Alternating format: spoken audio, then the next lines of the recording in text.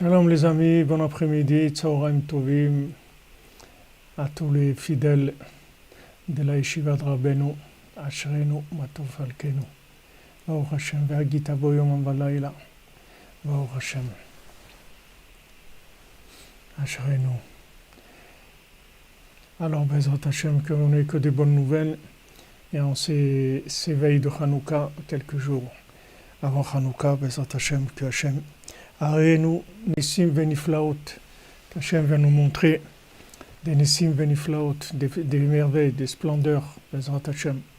Alors on commence par les halachot de la Shonara. Révéler qu'une personne médit de son prochain est absolument défendu si la victime l'ignore, puisqu'on risque de transgresser l'interdit de Rechilut.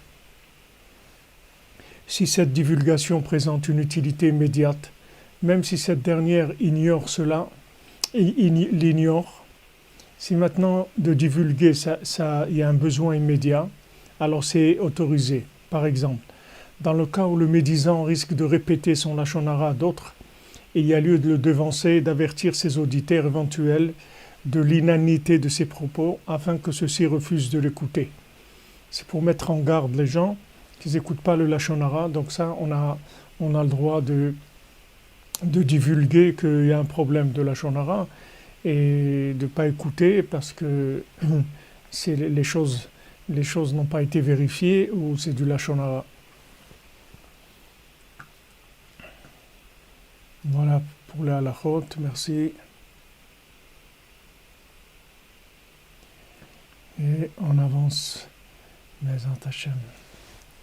Alors on continue dans notre Torah 56 pour la refoua et la délivrance de tous ceux qui ont besoin pour la fin de toutes les addictions et de tous les emprisonnements et de toute la tristesse et toutes les choses négatives, Bezrat Hashem, que des miracles, que des splendeurs, que des merveilles.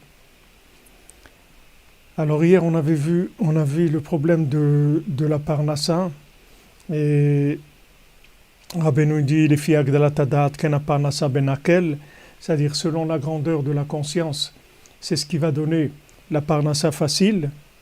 Vechol mi shechaser bedaat beyoter ou yagea vetoreach achar parnassa beyoter. Donc plus quelqu'un il va manquer de conscience et plus il va avoir de fatigue dans la parnassa. C'est-à-dire qu'en fait, la fatigue dans la parnassa, elle vient du lien entre le matériel et le spirituel. Quand on prend la parnassa c'est fait principalement pour la nourriture, pour les vêtements, pour la maison, c'est ça le principal de la parnassa.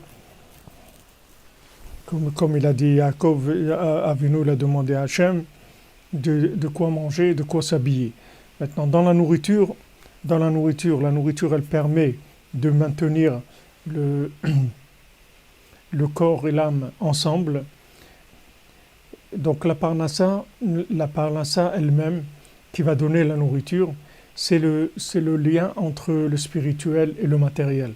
Si maintenant, dans notre vie matérielle, on est conscient de la présence divine, c'est ça qui va faciliter la parnassa. Plus il y a de conscience de présence divine dans le monde matériel, et plus la parnassa devient facile.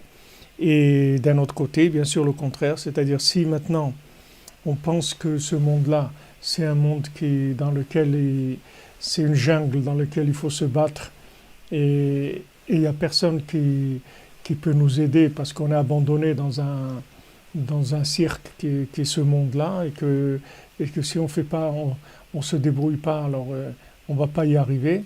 Alors ça rend la parnassa difficile. C'est-à-dire moins il y a de connexion, plus la parnassa est difficile. Donc la parnassa, elle dépend de la présence d'Hachem dans la matière, c'est-à-dire de la conscience de la présence d'Hachem dans le monde matériel. Donc c'est sur ça qu'il faut s'investir.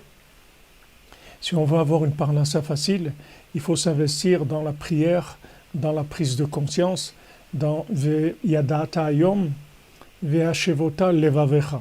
Aujourd'hui, tu vas apprendre des choses, tu vas savoir des choses, et ces choses-là, tu vas les amener vers ton cœur.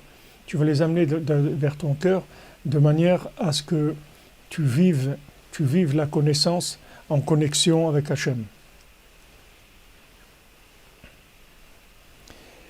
Donc c'est ce qu'il dit ici Rabbeinu, et plus quelqu'un est inconscient, et plus il doit faire des efforts et se fatiguer pour la parnassa. Alors maintenant, il y a aussi les fiag dalatadaat kanit rabbi shalom. On avait vu ça que maintenant, selon la conscience, l'élévation de la conscience, alors il y a une augmentation du shalom, c'est-à-dire le shalom se multiplie. Parce que maintenant les disputes, la colère et la cruauté, ça vient d'un manque de conscience.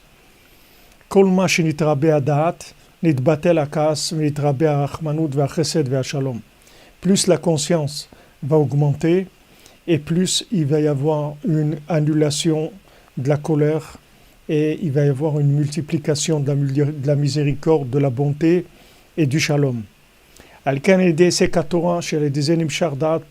Maintenant, quand on étudie la Torah, qu'on attire de la conscience, alors ça enlève la colère et ça amène de la miséricorde et de la paix. Et vezochin les refoua, et aussi ça amène la refoua, la guérison. Donc, en fait, dans le da'at, il y a tout. C'est-à-dire le da'at, c'est la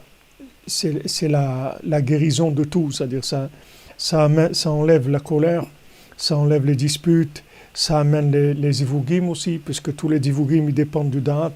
Ça amène de la miséricorde, du shalom, et ça amène la guérison physique, la guérison mentale, la guérison totale. Alors ce da'at, cette conscience-là, si vous voulez, c'est le fait d'attirer, c'est l'attraction de la lumière de l'infini dans le cœur. C'est-à-dire plus on fait rentrer de lumière infinie dans le cœur, et plus le faisceau, c'est-à-dire le faisceau de Echad, il englobe des choses. Hachem, c'est Echad. D'accord? Hachem, c'est la capacité de tout rendre un. D'accord? De tout rendre un. Le tzaddik, c'est-à-dire Yesod Olam aussi, c'est le principe que tzaddik Yesod Olam, il est Yesod HaPashut, c'est-à-dire qu'il est l'élément simplifié, c'est-à-dire l'élément qui inclut en lui l'eau, le feu, l'air et la terre. C'est-à-dire chez le tzaddik, il n'y a pas l'eau, le feu, l'air et la terre, il y a une seule chose. C'est un élément qui s'appelle Pashut, c'est-à-dire simplifié. C'est la simplification. La simplification, ça ne veut pas dire que dans le langage de Esav, la simplification, c'est un peu quelque chose de péjoratif. Exactement, comme vous dites, Da'at, c'est conscience verticale, c'est faire descendre la présence divine dans ce monde-là. Alors maintenant, il y a une présence, comme on a dit, quand Hachem il a créé le néant, il a retiré sa lumière sur le côté pour pouvoir créer un système de cause à effet, un système où il y a un mouvement qui passe de 1 à 2, à 3, à 4, à 5. Ça, c'est le retrait de la présence divine qui a fait qu'il y a la capacité de gérer temporellement les choses. Mais chez Hachem, par exemple, c'est écrit que Elef Shalim Keyom Echad, c'est-à-dire Keyom Etmol Lefanecha, c'est-à-dire que maintenant, 1000 ans pour Hachem, c'est comme hier, comme un jour qui est passé. C'est-à-dire qu'un jour et 1000 ans, en fait, chez Hachem, c'est la même chose. C'est-à-dire qu'il n'y a pas... Plus on monte vers l'infini, c'est-à-dire plus on prend conscience de Echad, et plus les éléments, au lieu d'être séparés, ils vont s'assembler. Ils vont s'assembler. C'est-à-dire que maintenant, comme elle dit à Naël, il n'y a pas le Dieu de l'argent et le Dieu de la beauté et le Dieu de l'intelligence et le Dieu de ci et de ça. Il y a un Dieu, c'est tout Echad. Hachem Echad, Shmo Echad, c'est tout. Il y a un seul Dieu. Donc quand Hachem s'est retiré, il a retiré sa lumière, il a créé le néant dans lequel il a il a créé un système où apparemment les choses sont divisées. Ça, c'est pour qu'il y ait un fonctionnement dans le monde. Maintenant, nous, on doit attirer l'infini dans ce monde. C'est-à-dire, Hachem, il a laissé ce qu'on appelle un cave, c'est-à-dire une ligne de connexion avec l'infini. Si vous voulez, dans ce monde, on se trouve dans une boule, si vous voulez, dans un cercle. Ce monde-là, c'est un cercle, comme le rond de la Terre, c'est un cercle. Le néant, c'est un cercle. C'est une image d'un cercle. Et dans ce cercle-là, il y a un minimum de présence divine pour que ça fonctionne. Merci Aaron, qu'Hachem te bénisse, mon ami. Trouma pour le Mishkan, Ashrenu, on a besoin d'avancer pour le Mishkan. Là, on est un peu en panne, Bezat Hashem. Et il y a Nissim, il va y avoir des Nissim de Hanouka, Bezat Hashem. Donc dans ce qui s'appelle le néant, en fait, il n'y a pas de néant vraiment, puisque Hachem, il est toujours là. Seulement, il se trouve dans une présence minimale de fonctionnement. C'est-à-dire que les éléments sont séparés et chacun, il est géré de façon indépendante, parce qu'il est dans une notion d'espace et de temps. Maintenant, Hachem, dans ce néant-là, il a laissé une ouverture. Qu'on a vu hier que le tzaddik, il leur a fait une ouverture, une petite ouverture. C'est-à-dire, Hachem, il a laissé dans ce cercle-là, dans ce qui s'appelle le Chalal HaPanouï, c'est-à-dire le néant, dans cet endroit vide, voilà, comme le cercle que vous dessinez, ce beau cercle rouge-là, à l'intérieur de ce cercle, sur le côté, il y a une ouverture. Cette ouverture-là, non, les anges, c'est autre chose, c'est pas par rapport à ça. C'est-à-dire, voilà, le minimum syndical, comme vous dites, le SMIG. C'est-à-dire, pour que ça marche, c'est tout. Il y a une ouverture, et à travers cette ouverture, il faut Hashlema pour Chava Bat Warda. Rétracté, oui, comme ça, on emploie le mot rétracté. Oui, Hachem, il s'est rétracté, mais pas complètement. C'est-à-dire, il a laissé un minimum pour qu'il y ait une vie, c'est-à-dire une vie, un rapport entre tous ces éléments-là, même s'ils sont, même s'ils sont éloignés, mais qu'il y ait un rapport. Il y a un rapport entre un pays et un autre. Merci, Madame Menana, qu'Hachem vous bénisse. Zdaka pour le Mishkan de Rabbeinu, la maison de Rabbeinu, le cœur de Rabbeinu, Bezat Hashem. Donc il y a un minimum pour qu'il y ait un rapport entre les éléments dans le monde, entre les individus, même s'ils sont différents, dans des pays différents, dans des langues différentes, même si la nourriture elle est différente, ça s'appelle la nourriture, même si les vêtements ils sont différents, ça s'appelle des vêtements. Il y a un lien très loin entre les éléments, mais il y a une certaine harmonie générale dans ce néant-là. Maintenant, la porte est ouverte, c'est-à-dire qu'il y a un cave, une ligne de communication avec l'infini.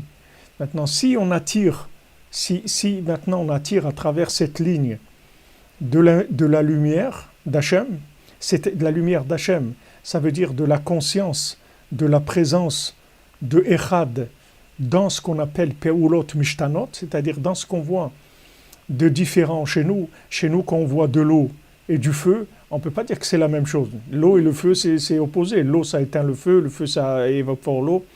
Mais chez Hachem, l'eau, le feu, l'air et la terre, c'est une seule chose. Chez le tzaddik aussi, le tzaddik et Sodolam, c'est une seule chose. C'est-à-dire, il n'y a pas de différence entre ces éléments-là. Maintenant, comment on peut dire qu'il n'y a pas de différence dans ces éléments-là? Nous, on voit que c'est des choses qui sont opposées. En fait, cette opposition-là, elle vient du système dans lequel on évolue. C'est-à-dire, tout dépend de la présence divine qu'il y a dans le système dans lequel on évolue.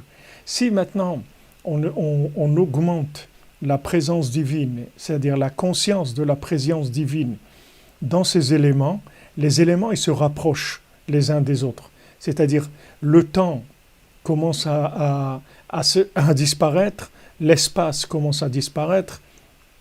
C'est pour ça que par exemple, les tzadikim, le Baal Shem Tov, vous lui demandez où il était l'individu, alors il voyait qu'il était dans tel pays, dans tel endroit, dans telle ville, etc.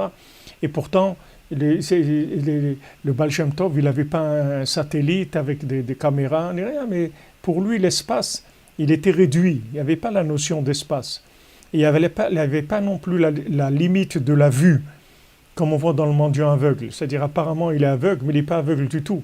Il est aveugle par rapport aux gens qui sont aveugles vraiment. C'est-à-dire, les gens qui sont aveugles vraiment, c'est-à-dire les gens qui ne voient pas Hachem dans ce monde. Alors pour eux, le mendiant, il a l'air aveugle. Mais Béhémet, le mendiant, il voit d'un bout du monde à l'autre. C'est-à-dire, il peut voir quelqu'un qui se trouve à 300 km ou à 500 km comme s'il était devant lui. Parce qu'il n'y a pas cette notion de distance. Pourquoi il n'y a pas cette notion de distance? Parce qu'il a augmenté la présence divine, c'est-à-dire dans sa conscience. C'est-à-dire, il est plus conscient de la présence d'Hachem dans ce monde. Donc ça réduit les écarts, ça réduit les différences. Donc vous voyez pourquoi ça rend la parnassa facile, ça amène le shalom, ça enlève la colère, ça enlève l'incompréhension, ça enlève la cruauté, et ça amène de la miséricorde, et ça amène du echad. Parce que, pourquoi il y a de la colère? D'où ça vient la colère? La colère, ça vient d'un court-circuit. Un court-circuit, ça veut dire que maintenant, il y a une impossibilité de gérer deux éléments. Donc, quand ces deux éléments se touchent, alors ça saute, ça fait un court-circuit. Maintenant, dans l'individu, quand l'individu voit quelque chose, comme il dit, ça me dépasse, les gens ils disent, ça je peux pas, et je peux pas supporter, c'est quelque chose que je peux pas supporter, ça me dépasse, je peux pas supporter ces attitudes, je peux pas supporter ça. Pourquoi? Parce que il n'arrive pas à faire echad avec lui, c'est-à-dire entre cette attitude et lui, il ne peut pas y avoir echad. Donc c'est insupportable, c'est inacceptable, c'est parce qu'il se trouve il évolue dans un niveau de conscience où ces choses-là, ce sont deux choses. Mais maintenant, s'il avance un petit peu, alors ces choses-là elles vont se rapprocher. Et elles peuvent se rapprocher et devenir echad. C'est-à-dire que maintenant, il arrive à gérer la différence dans echad. C'est-à-dire il arrive à accepter la différence. Il arrive à accepter quelque chose qu'il ne comprend pas. C'est-à-dire il ne comprend pas l'attitude de quelqu'un, mais il accepte que ça peut exister. Donc il est déjà en avance vers le shalom. Il avance vers le shalom. Il commence à avancer vers le shalom. Du moment où il sait que sa façon de voir les choses, ce n'est pas la façon unique qu'il y a au monde, qu'il y a d'autres façons de voir les choses, donc il commence à avancer vers le shalom. Alors, s'il attire plus de lumière d'Hachem, plus de conscience d'Hachem dans son cœur, il va commencer à englober plus d'éléments. C'est-à-dire il y a plus d'éléments qui vont se mettre à fonctionner dans Echad. Ça va fonctionner dans Echad. Et on voit que Béhémet, plus il y a une évolution de la conscience, et plus il y a une facilité, si vous voulez, plus il y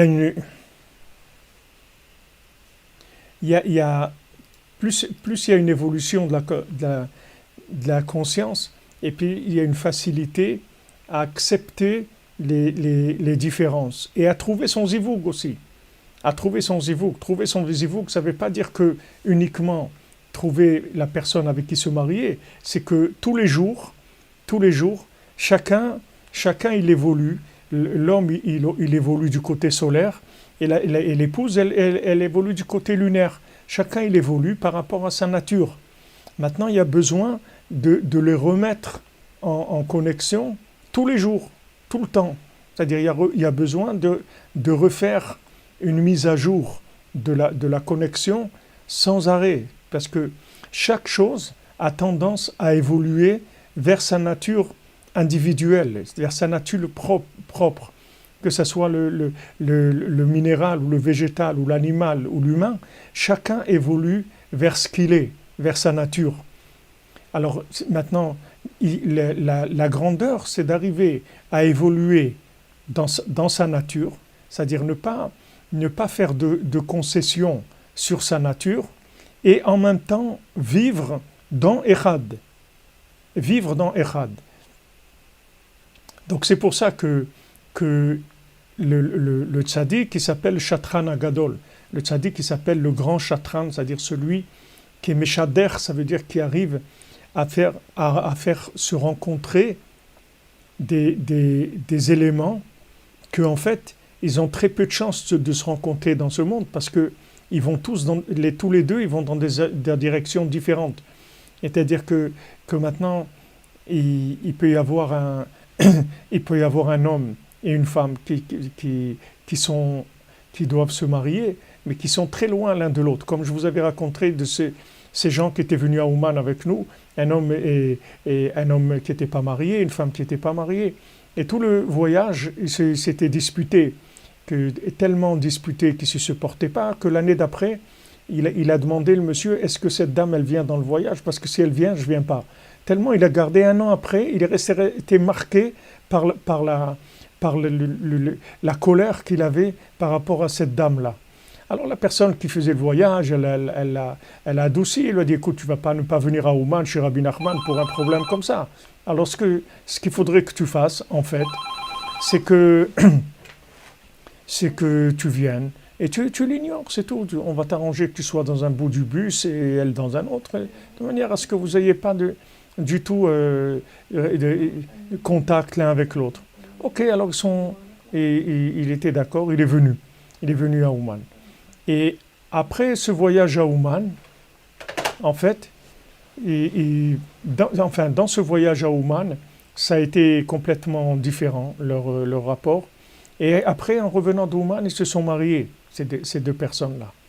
Alors imaginez-vous l'évolution qu'il y a entre un moment où ils ne se supportent pas, où il y a une colère terrible, et après un certain temps cette situation de colère, ils arrivent non seulement à ce qu'il n'y ait pas de colère, mais qu'ils se marient, c'est-à-dire qu'ils deviennent echad, alors qu'un an avant, ça avait l'air impossible, c'est-à-dire c'est pas impossible, c'était même pas d'actualité, on parlait même pas de ça. Maintenant on parlait juste des recheres, de se supporter, c'est tout, on parle même pas maintenant de mariage, on parle juste de se supporter dans un voyage, c'est tout ce qu'on demandait, et même ça c'était pas possible.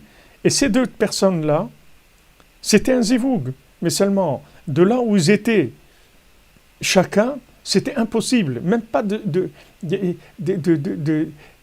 parler ou d'être à côté, insupportable. Insupportable.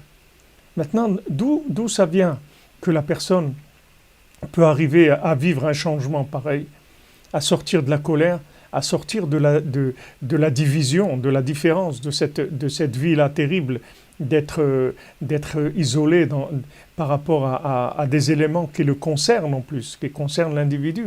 Ça vient en fait du manque de da'at, c'est-à-dire que plus on s'approche du tzaddik, plus on s'approche de Moshe Rabbeinu, plus on s'approche de la neshama de Moshe, de Rabbi Nachman, et plus on a du da'at, c'est-à-dire on commence à faire agrandir, on agrandit notre champ de vision en fait.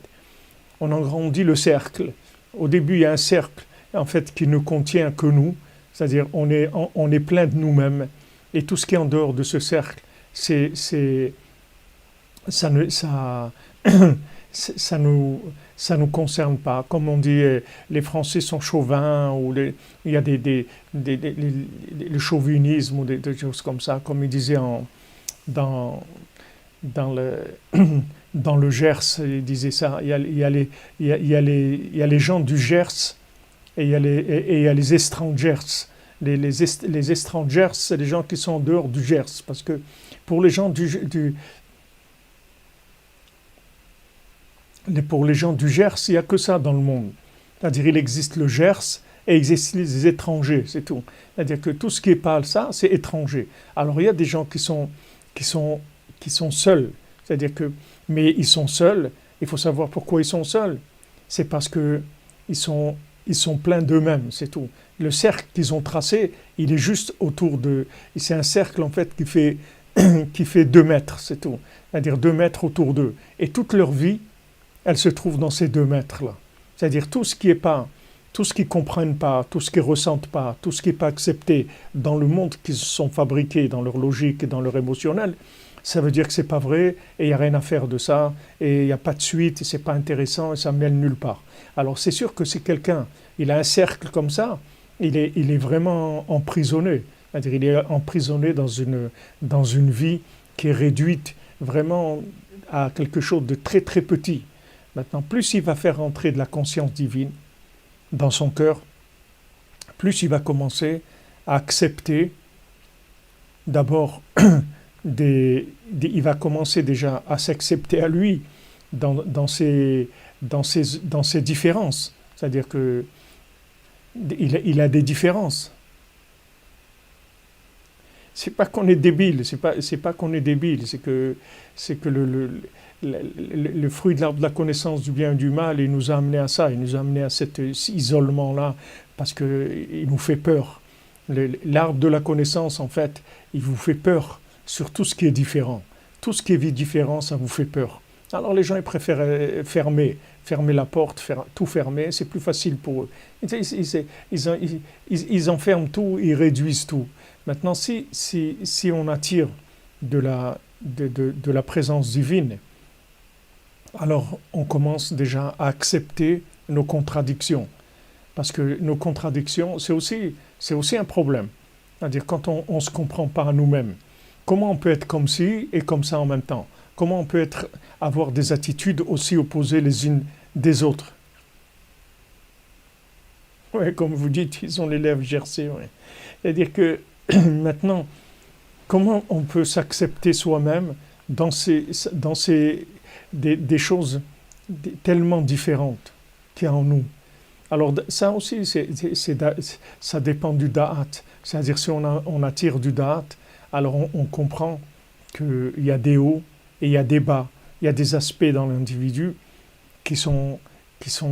c'est pas parce qu'il y a un aspect comme ça qu'il faut exclure l'autre. Au lieu de devenir exclusif, au lieu de devenir une exclusivité, au lieu de devenir un monopole, on commence à devenir inclusif, on commence à ouvrir un peu, on commence à ouvrir un petit peu, à accepter qu'en fait, il y a des gens qui ne pensent pas comme nous, qui ne sentent pas comme nous, qui ont une autre vision des choses, mais qui sont très bien aussi, et qu'en fait, eux aussi sont dans Hachem. Parce qu'en fait, tout ce qu'il y a dans ce monde, c'est dans Hachem. Donc, on accepte, c'est-à-dire on agrandit un petit peu le cercle. Au début, on a un cercle de 2 mètres, 2 mètres autour de nous. Donc 2 mètres, pour calculer 2 mètres, c'est-à-dire on a 2 mètres de chaque côté, donc ça fait disons un rayon de 2 mètres. Donc si on multiplie 2 par 3,14, ça va donner 6,28, ça va donner à peu près une superficie de 6 mètres et quelques. Voilà dans laquelle un smicard de la vie, il vit dans 6 mètres carrés d'évolution, de sensibilité, d'émotion, de compréhension, etc. Maintenant, après, on peut augmenter ce cercle-là en attirant de la conscience divine. C'est-à-dire, plus on attire de la conscience divine, plus ça augmente. C'est-à-dire que plus ça augmente.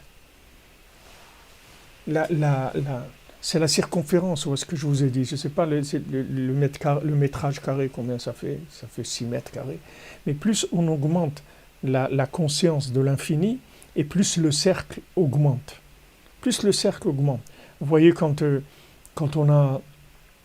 on a des enfants, par exemple, le fait que maintenant quelqu'un a accepté un être différent, a accepté un mari ou accepté une épouse qui est différente. Alors, le fait qu'ils ont accepté leur différence et ils ont décidé de travailler pour Echad en étant différents, c'est-à-dire que leur différence, en fait, c'est quelque chose qui va amener une révélation d'Hachem plus grande, parce qu'on va voir que ces 2 êtres différents, ils travaillent pour le même patron, ils travaillent pour Hachem, ils sont unis dans leur but, ils ont un but commun, donc ils sont arrivés à mettre de côté ce qui excluait l'autre, et au contraire, à inclure l'autre avec sa différence dans Echad, alors ça donne un enfant. Et cet enfant-là, c'est un être qui vient de deux qui sont devenus un. Donc ces deux qui sont devenus un, maintenant ça va leur augmenter leur da'at, c'est-à-dire leur conscience, elle va augmenter d'Hachem, et ils vont avoir de la miséricorde. Ils vont avoir plus de sentiments de miséricorde, de bonté. Pourquoi? Parce que de deux, ils sont arrivés à devenir un. Donc cet enfant-là, il va leur donner, il va éveiller en eux beaucoup d'amour, beaucoup de compassion, beaucoup de miséricorde, beaucoup de bonté. Ça donne des sentiments très nobles. Ça fait vivre dans la personne beaucoup d'évolution, si vous voulez, dans l'acceptation de la différence. Donc c'est pour ça que quand quelqu'un est arrivé à avoir un zivoug et à avoir des enfants, alors sa capacité d'accepter les différences, elle est plus grande. Et la même chose quand on a des élèves, c'est le même principe, puisque les élèves c'est comme des enfants, c'est-à-dire pour avoir des élèves, il faut accepter de transmettre à des gens qui sont différents de nous et d'adapter l'enseignement à leur façon de voir les choses et pas aux nôtres. Merci Madame Menana, qu'Hachem vous bénisse, Bézant Hachem. Vous avez beaucoup de nachat et de joie. Et il commence à y avoir comme vous dites, de la compassion. Mais des élèves, on est obligé de faire un effort parce que les élèves, ils sont différents, c'est-à-dire ils sont différents de nous. Maintenant, on doit adapter l'enseignement par rapport à eux. Mais maintenant, qu'est-ce qui fait qu'on adapte l'enseignement? C'est le fait qu'on les aime et on aime Hachem. On aime la parole d'Hachem et on les aime. Donc on veut leur donner accès à la parole d'Hachem. Donc on va comme ils sont aussi différents de nous, on va gérer avec eux, c'est-à-dire on va savoir comment adapter l'enseignement par rapport à eux. Donc ça aussi, ça donne des résultats où on augmente Echad, c'est-à-dire on augmente. C'est pour ça que le plus grand kéli du shalom, de la bénédiction, c'est le shalom. C'est-à-dire le shalom, c'est le plus grand kéli, c'est le plus grand récipient de bénédiction qui existe au monde. Il n'y a pas plus que ça. Parce que le shalom, c'est le résultat d'inclure et de connecter les différences. Parce que quand maintenant on accepte, c'est pas de créer des cercles de gens qui sont pareils. Parce que c'est pas uniquement de se lier avec des gens qui sont pareils. C'est-à-dire le shalom, c'est de pouvoir se lier avec toutes sortes d'individus, toutes sortes de personnes, mais elles sont différentes complètement de nous, ça n'a aucune importance. Ça n'a aucune d'importance, même ils ont une autre façon de voir les choses, ça n'a aucune importance. Parce qu'on sait que Hachem, il est Echad, qu'en fait tout ça, tout ce qu'on voit là, ça vient du fait que Hachem s'est retiré pour créer le néant. C'est de ça que ça vient, ces différences-là. Mais si maintenant vous remettez la présence divine dans ce néant-là, c'est-à-dire vous augmentez la présence d'Hachem à l'intérieur de cette grande boule-là, qui s'appelle le Chalal HaPanouy, c'est-à-dire ce cercle-là vide, apparemment vide, c'est-à-dire il n'est pas vide, mais on l'appelle vide par rapport à l'infini. Si vous augmentez la présence divine, vous allez avoir tout de suite dans le monde des éléments qui vont commencer à s'assembler. Ils vont commencer à s'assembler. Voilà, l'indulgence aussi, c'est une des choses. C'est-à-dire les éléments, ils vont commencer à s'assembler. Qu'est-ce qui va les assembler? C'est en fait la conscience divine commune qui est entre eux. Ça va commencer à les assembler. Parce que maintenant, plus vous amenez de la lumière, et plus ça va augmenter.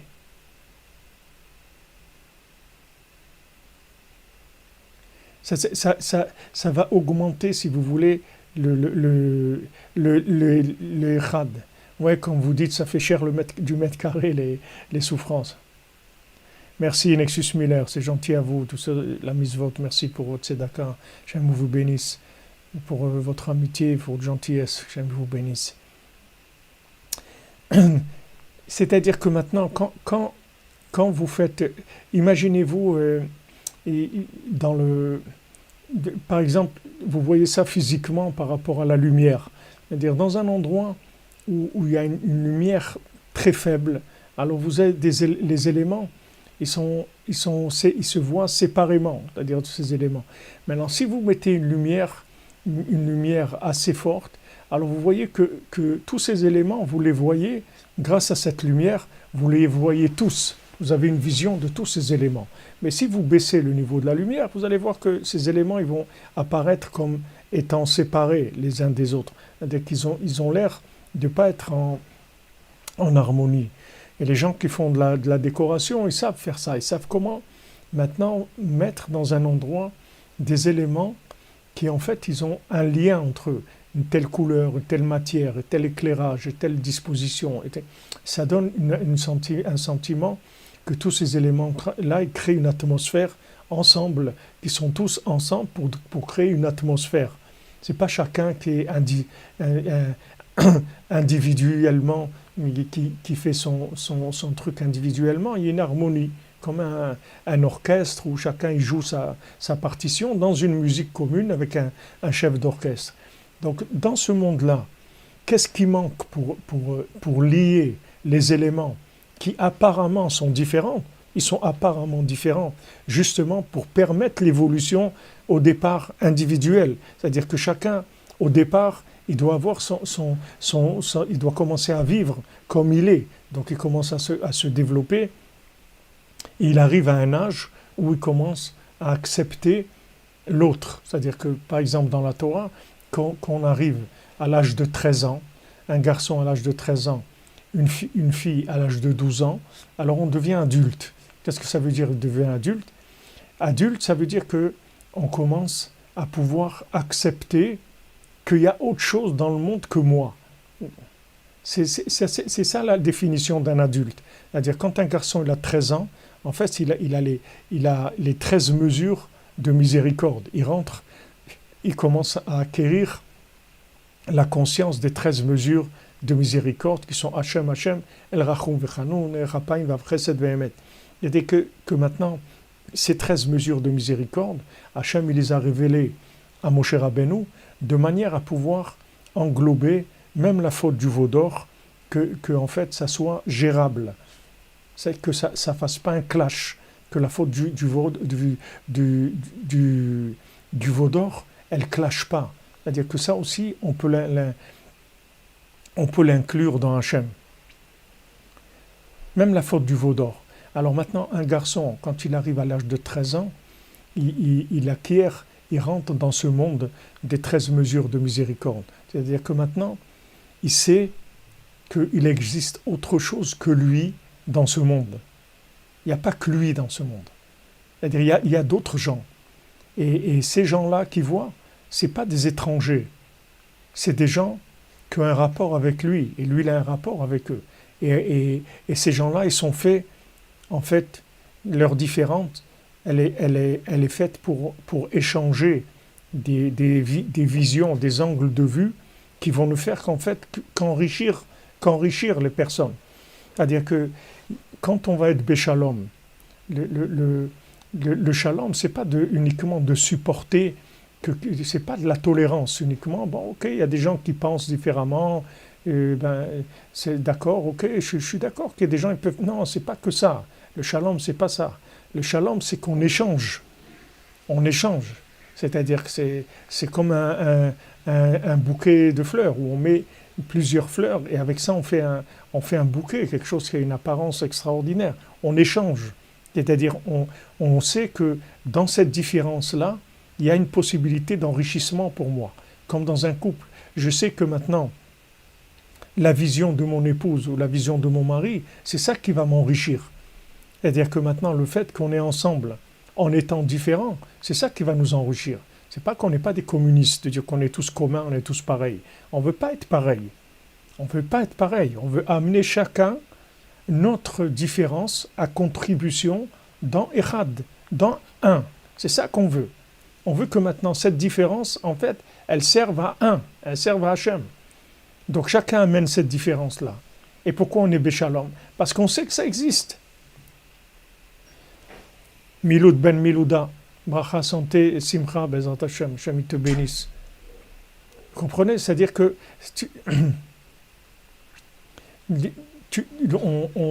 on dit, c'est pas qu'on dit comme les frères de Yosef, que tout le temps, bon, c'était limite, ils l'acceptaient, Mais lo yochlu ledaber lo le shalom, c'est-à-dire ils ne pouvaient pas parler avec lui beshalom. Parler, ils ne pouvaient pas. Rabbeinu dit c'est un shalom, mais sans communication.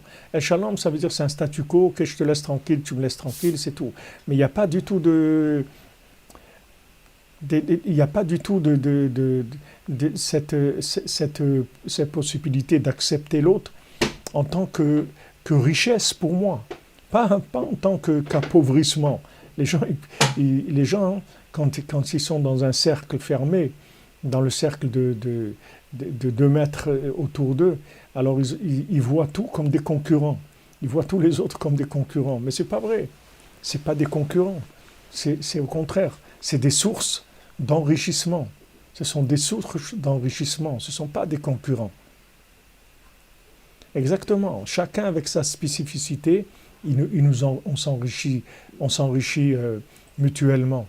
C'est-à-dire que chacun, sa façon de voir, elle amène quelque chose qui va m'enrichir. En fait, ça va m'ouvrir mes possibilités.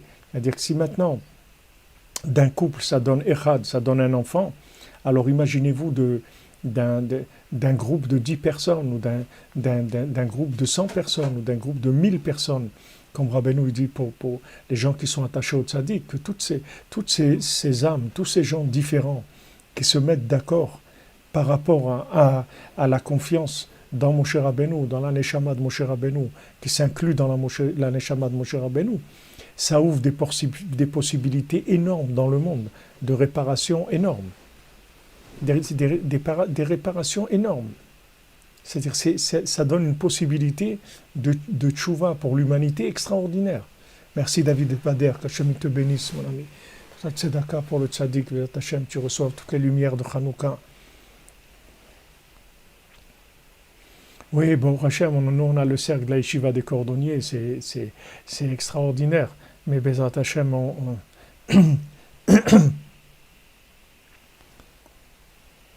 Ah, David Bader, vous avez reçu vos livres Breslev, eh bien, Mazal Tov, Bezat Hachem. Vous avez reçu la présence de Rabbeinu chez vous, Bezat Hachem. Oui, c'est-à-dire, bien sûr, l'âge nous devient, il nous rend plus, on devient plus, on accepte plus, parce que, bon, il y a un adoucissement qui se fait par l'expérience, par le vécu, par le temps, etc. Mais le principal de l'adoucissement, si vous voulez, de la rigueur qui vient de la différence, c'est-à-dire que les gens ils pensent qu'en étant rigoureux, c'est-à-dire en affirmant leur différence, avec ça ils vont s'optimiser. C'est vrai qu'il y a un côté, il faut que je sois moi-même. Et il ne faut pas que je ne vais pas devenir un communiste, je ne vais pas devenir comme un autre. Je vais être moi-même, mais avec l'autre. C'est-à-dire qu'on va aller, dans notre différence, on va aller vers Echad. C'est-à-dire que dans toute la différence des gens, on va aller vers Echad. Et quand tous les gens vont reconnaître Hachem, Bayomaou y a Hachem Echad, ou Shmo Echad. C'est-à-dire que tous les gens, ils ne vont pas dire qu'il n'y a que Hachem en haut qui est un. En haut, tout le monde est d'accord, tous ceux qui ont le minimum de la foi, ils savent que Hachem, il est un en haut, qu'il n'y a pas d'autres énergies, d'autres forces qui dirigent que Hachem en haut. Et maintenant, Shmo Echad, c'est-à-dire que en bas, on l'appelle Echad, c'est-à-dire qu'on se dise, voilà, tous les gens qui ont des façons de voir différentes, tous ces gens-là, ils sont les bienvenus dans le club de Echad. C'est-à-dire qu'en fait, on sait que ces gens-là, ils ont la même intention que nous. C'est-à-dire qu'ils veulent aller vers Hachem, ils veulent révéler Hachem, et c'est leur façon de révéler Hachem. Donc maintenant, on discute entre nous, on échange, et à ce moment-là, ça donne des choses extraordinaires, des visions très très larges des choses. Alors ça amène la parnassa, ça amène en fait tous les tikkunim. Même la refoua, même dans le corps, c'est la même chose. Pourquoi une partie du corps est malade ? Pourquoi une partie du corps, qu'est-ce que ça veut dire une partie du corps est malade ? Ça veut dire que cette partie du corps, elle s'est fâchée avec l'âme, en fait. C'est pour ça qu'elle est malade. Pourquoi elle est malade ? Ça veut dire que l'âme, elle n'arrive plus à lui donner de l'énergie. Parce qu'ils se sont séparés. Ils ont une dispute quelque part. Ils sont pas d'accord. Ils sont pas d'accord. C'est pour ça que des gens qui vivent dans la colère, dans les nerfs et dans des disputes, ils en arrivent à être malades physiquement. Parce qu'à l'intérieur du système, il y a un dysfonctionnement qui se fait. C'est-à-dire que les éléments qui se trouvent dans le corps, ils n'arrivent pas à être béchalom. Donc il y a des endroits sous-alimentés et il y a des endroits sous-alimentés. Il y a des endroits suralimentés, il y a des endroits sous-alimentés. C'est-à-dire que dans le corps, il y a après un déséquilibre qui se fait. Et c'est ça la maladie. La maladie, en fait, ça vient d'un manque de shalom dans les éléments qui donnent les énergies dans le corps. C'est ça qu'il faut rééquilibrer. Alors il y a des gens qui le font par la nourriture, c'est-à-dire qui essayent d'avoir une nourriture équilibrée. Mais en fait, cette nourriture équilibrée, on peut pas donner on peut pas donner un régime qui soit le même pour tout le monde. Ils proposent des centaines de formules de régime sur Internet et autres. Mais en fait, on ne peut pas donner le même régime à tout le monde. Parce que chacun, naturellement, il a une tendance vers un côté ou vers un autre. C'est-à-dire chacun, il a une tendance naturelle à la rigueur ou une tendance naturelle à la miséricorde et à la bonté. Donc maintenant, il va avoir en lui un côté qui va être plus fort que le reste.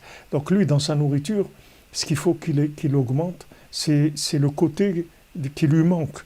Et ça, on ne peut pas donner le même régime à tout le monde. Parce qu'il y a un dosage, il faut connaître ces choses-là. Et ça, c'est qu'il y a des gens qui sont... Il faut des gens d'un très haut niveau spirituel pour arriver à connaître exactement le niveau de déséquilibre qu'il y a dans l'individu pour essayer de lui rétablir un équilibre avec la nourriture. Il y a des choses simples, on peut arriver tout simplement à savoir que si vous voulez des choses qui sont très simples à un premier niveau, mais pouvoir guérir quelqu'un par de la nourriture, c'est-à-dire mamash soigner son corps, il faut savoir exactement qu'est-ce qui ne marche pas, c'est-à-dire pourquoi cette partie-là, elle n'est pas alimentée, et trouver la nourriture qui va correspondre à ça, pour donner des forces à ce côté-là qui ne fonctionne pas.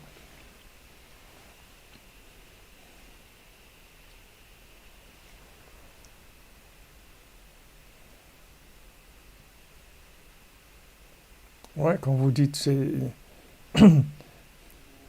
à vous combler avec du chocolat, c'est du chocolat, c'est aussi une façon c'est une façon de manger aussi. Les Nishmat de Fredja Ben Étoile, Bezrat Hashem.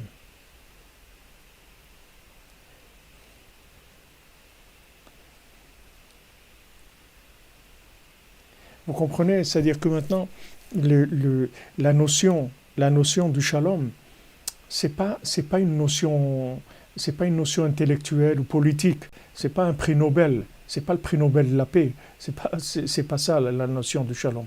La notion du shalom, c'est d'attirer en soi plus de présence divine dans son cœur, de manière à ce que notre cercle, il augmente.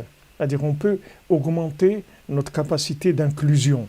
Et plus maintenant cette capacité d'inclusion augmente, et plus il y a une révélation d'Hachem. Donc plus maintenant il y a de shalom, et plus il y a de bénédiction. C'est normal, parce qu'il y a Echad. Maintenant, quand quelqu'un il ferme son cercle, et il le fait juste autour de lui, alors automatiquement il va être en manque de beaucoup de choses. Il y a beaucoup de choses qui vont lui manquer. Parce que c'est très pauvre, c'est-à-dire une personne seule, elle est très pauvre. Une personne seule, elle est très pauvre. Elle est appauvrie énormément, même si elle arrive à faire plein de choses, mais elle est très appauvrie dans sa richesse spirituelle. C'est-à-dire elle voit les choses très petites. Mais le tzaddik, il voit très très large. Le tzaddik, il voit large, très très large. Quand une fois Rav Naftali, il a demandé à Rabbeinu pourquoi Rabbeinu, il parlait avec des gens de la rue, des gens du chouk, comme ça, des gens qui étaient simples. Alors, Rabbeinu lui a répondu, il lui a pas répondu que c'est des gens, eux aussi, c'est des gens qui sont très bien, etc. Rabbeinu lui a dit, et avec vous, tu t'es pas posé la question, pourquoi je parle avec vous? Rabbeinu, il a demandé à Rav Naftali, et pourquoi je parle avec vous? Tu t'es pas posé la question? Rabbeinu lui a dit, vous êtes comme des plumes sur mon vêtement. Si je souffle, je vous envoie au bout du monde. Il a dit Rabbeinu il a dit à Rav Naftali, pour lui faire comprendre que, en fait, il n'y a pas de... chez Rabbeinu, il n'y a pas de différence entre un grand élève et un petit élève. Il n'y a pas une différence entre un élève qui est un tzaddik, parce que Rav Naftali c'était un tzaddik. C'était les plus grands élèves, Rabbi Nathan et Rav Naftali, c'était les plus grands élèves de Rabbeinu. Donc c'était des tzaddikim. Mais il n'y avait aucune différence entre eux et les gens de la rue qui savaient à peine lire et qui étaient au marché, qui travaillaient toute la journée et qui venaient chez Rabbeinu, qui faisaient un peu de beau des doutes et ce qu'ils faisaient. Par rapport à Rabbeinu, il n'y a aucune différence entre ces gens-là. C'est pour ça que le tzaddik, il arrive à réunir, il arrive à inclure les gens. Parce que, en fait, les gens, ils sentent une telle grandeur, une telle miséricorde, qu'ils trouvent leur place. Et ils savent que tout le monde va avoir sa place. Et qu'il n'a pas besoin de ressembler à qui que ce soit pour avoir sa place. Il va être comme il est, et il va avoir sa place chez le tzaddik. Donc Rabbeinu, il était très makpid sur ça, c'est-à-dire il était très pointilleux sur ça. Oui, c'est vrai, le Tikkun HaKlali, ça rééquilibre les énergies dans la personne. C'est vrai. Alors, le tzaddik, si vous voulez, il est tellement, c'est-à-dire il est tellement inclusif. C'est le principe de Moshe Rabbeinu, c'est-à-dire que il y a besoin qu'il y ait quelqu'un qui représente sur terre la miséricorde divine, parce qu'en haut, il y a des tribunaux. Il y a des tribunaux, il y a des accusateurs, il y a des anges qui accusent, il y a beaucoup de rigueur, c'est-à-dire en haut, par rapport à ce qui se passe dans ce monde. Mais quand maintenant, dans ce monde, il vient quelqu'un comme Moshe Rabbeinu, il vient un tzaddik, que maintenant ce tzaddik-là, il juge le monde positivement, alors il annule tout ce qu'il y a comme en haut, tout ce qu'il y a comme rigueur en haut, tout est annulé.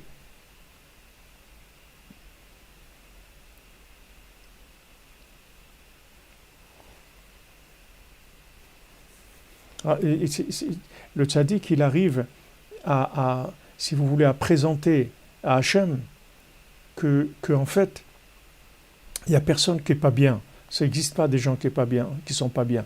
Même s'ils font ce qu'ils font, mais ils ont toujours une connexion avec le bien. C'est-à-dire ils sont toujours incluables dans un cercle divin. C'est-à-dire on peut toujours les inclure. Je ne sais pas si ce mot ça existe en français, incluable, mais ils ont toujours la possibilité d'être inclus dans le cercle divin. Donc c'est le travail du tzaddik. Tzaddik et Sodolam, c'est ça. C'est que même les 4 éléments, il en fait un seul. Donc il n'y a pas de différence, il n'y a pas d'opposition entre l'eau, le feu, la terre ou l'air. Pour lui, c'est tout une seule chose. Donc les individus aussi, il peut rapprocher absolument tout le monde. Il peut rapprocher absolument tout le monde. Et c'est pour ça que la seule épreuve qui est véritable du monde, c'est de séparer les gens du tzaddik. C'est ça la seule épreuve. La seule épreuve, c'est d'éloigner les gens du tzaddik. C'est ça le vrai Yetzer hara qu'il y a dans le monde. Il n'y a pas d'autre Yetzer hara. Après, tous les autres Yetzer hara, ce sont des conséquences de ça.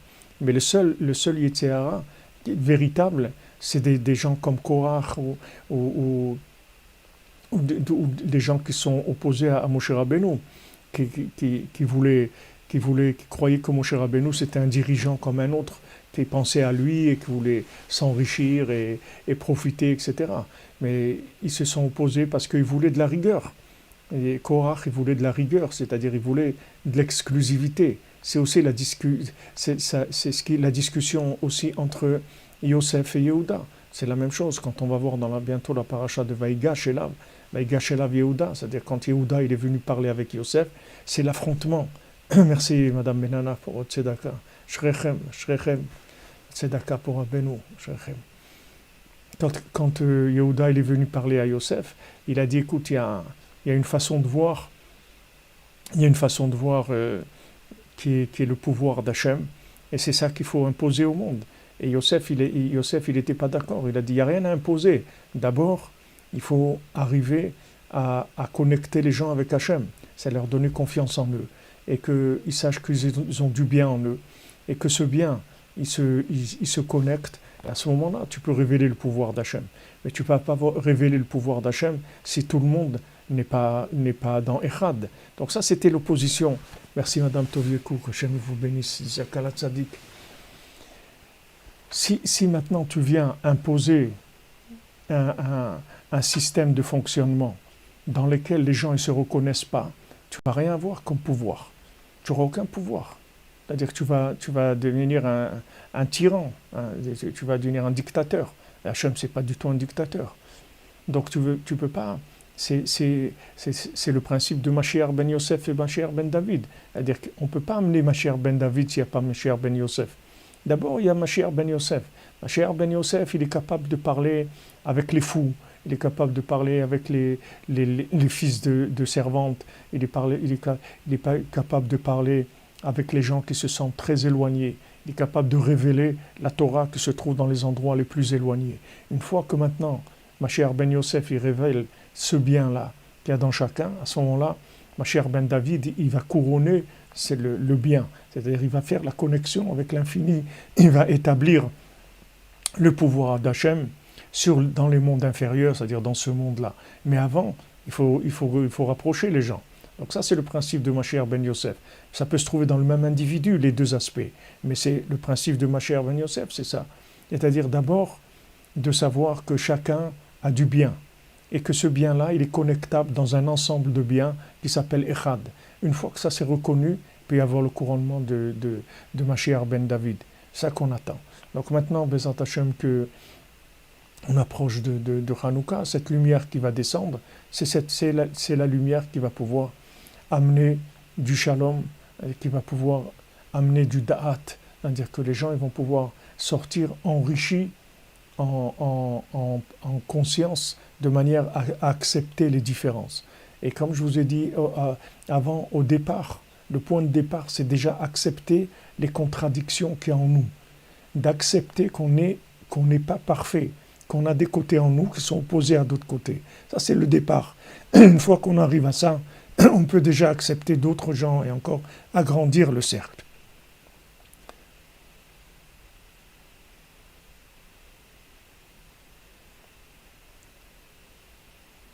Vous comprenez, le travail de Yosef, c'est Yosef, il parle avec ses frères, il essaye de les rapprocher, mais ça ne marche pas. Donc il va plus loin, il va carrément chez Paro, il va carrément chez Paro. Et c'est de chez Paro qu'il ramène ses frères. C'est de chez Paro qu'il ramène ses frères. Parce que quand il parlait avec ses frères, il n'y avait pas d'échange possible. Il y avait trop de différences. Donc qu'est-ce qu'il a fait ? Il a été chercher le bien chez Paro. Il a été reconnu par Paro. Il a été reconnu par les mondes inférieurs, comme le pouvoir de Paro. Une fois que Paro l'a reconnu, alors à ce moment-là, petit à petit, ses frères, ils ont commencé à venir. Et après, il aurait pu leur donner tout ce qu'ils avaient leur donné. Mais d'abord, le tzaddik, il voit, quand des gens disaient à Rabbeinu, mais ce que vous enseignez, ça serait merveilleux pour les tzaddikim, que les tzaddikim, s'ils savaient tout ça, ils pourraient faire des choses beaucoup plus grandes que ce qu'ils font. Alors Rabbeinu, il a dit, qu'est-ce que je vais faire ? Les tzaddikim, ils ne m'écoutent pas. Alors je vais parler avec les gens de la rue, les gens qui sont par terre. Eux, ils m'écoutent. Quand je vais leur dire des choses, eux, ils vont m'écouter. Mais en fait, à travers ces gens-là, on va pouvoir inclure les gens qui sont plus hauts. Parce que, en général, quand les gens ils montent en exclusivité. Ils ne montent pas en côté populaire. Quand quelqu'un, en général, plus quelqu'un il monte dans le pouvoir, et moins il est lié avec la foule. Des fois, il prend des bains de foule, mais c'est un travail. Mais dans la Torah, c'est le contraire. C'est-à-dire que plus quelqu'un monte vraiment, et plus il arrive, en fait, à parler avec tout le monde, et à être béchalom avec tout le monde, et à apprendre de tout le monde. Exactement, Rabbeinu s'est mouillé pour tout le monde. Pour ça que Rabbeinu jamais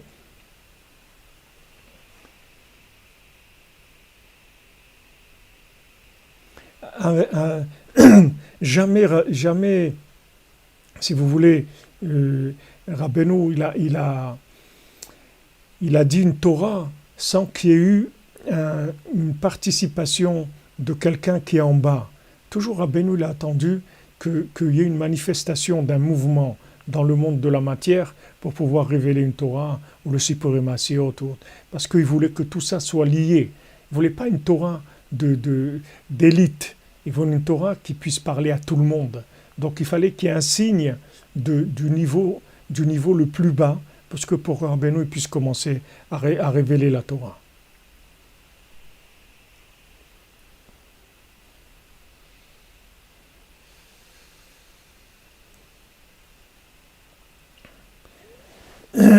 Ouais, Rabbeinu, il a terminé, il va terminer, mais Rabbeinu, il nous utilise à nous, tous les gens qui se rapprochent de lui pour pouvoir diffuser sa parole. Donc nous, on doit avoir une attitude la plus ouverte possible, en sachant que tout ce qu'on a, ça vient du tzaddik, ça vient pas de nous. Et que c'est grâce à la connexion au tzaddik qu'on a tout ce qu'on a. Donc quand on sait ça, alors c'est beaucoup plus facile d'accepter et de transmettre, de ne pas croire que nous, on a compris des choses. C'est pour ça qu'on s'est rapproché du tzaddik, ou on a fait tchouva, on n'a rien compris du tout. On s'est juste inclus par le shalom, on s'est inclus dans un niveau plus élevé. Et le tzaddik qui nous a fait une petite place dans son sac, il a un grand sac, Rabbeinu. Il y a de la place pour tout le monde.